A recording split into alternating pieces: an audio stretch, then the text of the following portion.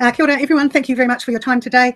I'm talking to you as a home gardener. I use seeds and soils, and I'm a consumer that has comfort that anything that is New Zealand grown, I can be assured that it's GE free. So that's without even having to read the labels. So that's a real asset to this country for ourselves and being able to plant in our gardens and knowing where things come from. It's been well documented that there is in Aotearoa New Zealand a growing distrust of science. And this, in my opinion, is largely due to the commercialisation of research institutes who are paid to arrive at a particular outcome. To hell with the counter-science, and as long as they have IP to sell, it is tempting to play down the risks. The precautionary principle is a standard practice in science, and I can't for the life of me think that why we would abandon that in this bill. With regards to the local government input to this bill, unfortunately it was came to the public right at the time when all local government was on holiday, and that there were no opportunities for deep engagement with local government around how they are impacted by this bill. In my experience as a former regional councillor, I have the Bay of Plenty Regional Council has relied particularly strongly on the precautionary principle, and that's what was their coverall, that was their backstop, to say that they didn't have to engage in the science. So by removing the precautionary principle, it is removing that safeguard for local government, and it just doesn't seem feasible. The other thing that the Regional Council Chief Executive said to me was that they weren't engaging in these types of submissions anymore due to resources and staff numbers. So the only thing that they will engage on is in the RMA and any water bills. So it's really important that this bill gets slowed down, stopped preferably, but slowed down and allow proper consultation with the organisations and agencies that have the mandate for land use. And so yes, that's that bit. For me, this bill is sending the message that it's okay for the cowboys to bring out their guns, and it's okay to take pot shots down the street with no consequence should they happen to hit somebody. And New Zealand does have a cowboy attitude, and we only have to think about the Khaleesi virus incident where farmers took things into their own hands.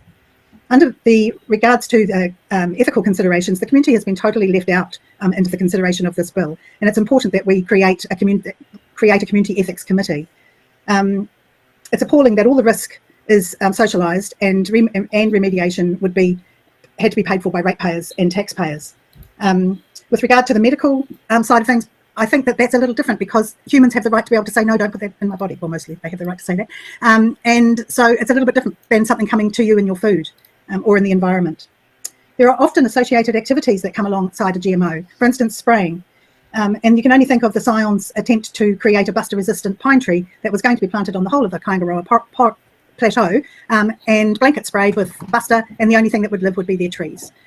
So those sort of associated activities also need to be seen as part of the picture of a release of GMO into the environment. This bill has the ability to unleash the Kraken and cause unmeasurable harm to existing and future users, land users and consumers of food.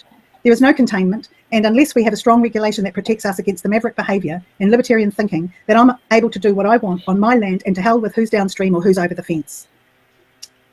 Earlier this week, there was a poll came out, a Curia poll, that said that 48.9% of New Zealanders think New Zealand is heading in the wrong direction. Do you think that this bill might be contributing to that statistic? Thank you very much. My recommendation is to slow down, do this properly, either amend that has no bill. Yes, it's got some faults. It doesn't have an ethics committee, which it absolutely needs. But and if necessary, let's have another Royal Commission. Let's test how we do this and how we go forward. Kia ora, I'll take questions if I have time, if there's any. Thank you, Karen. You've just run over, but thank you for joining us today. Kia ora. For your submission. Kia ora. Well, I think it's a bit unfortunate that another submission with no questions. And Karen knows a lot. She's been involved. She was very involved behind the push to get Bay of Plenty GE free. Yeah, so I mean, it's interesting commenting on people who I know. Well, yeah, and see, here's the thing is, I wouldn't have known that she was a retired regional councillor. No, well, I don't think I did actually. No. But anyway, and she started off about IP and selling IP, and I think that this is a big issue that nobody's mentioned before, because one of the things is that the gene editing. So this isn't just about the big main GE crops. This is also about gene editing, where they want scientists to be able to edit something, and then we can stick it out in the environment or in our food or in medicines, whatever. And so that is quite concerning, because there's always a big push for money as soon as you've got big ag, big pharma, whoever involved. So I thought that that was an important point. And of course, she mentions the precautionary principle, which actually we all should be mentioning over and over and over and over again, because this is absolute precaution is essential. Yes. And she mentioned the pine trees. Now, I was very interested in the pine trees a little while back because they genetically modified pine trees to grow extra fast. But the problem with them was they weren't very strong. So they were likely to fall over. And were like a pack of Skittles. So really, they ended up growing firewood instead of productive pine. Well, yes, and what the idea is to really make carbon sinks and have even if we do have pine trees, at least an older pine tree will give off the appropriate oxygen and whatever else. I'm not an expert on climate change, but yeah. So that was something else that nobody else had mentioned. So I thought that was really good too. Yeah. Thanks for watching.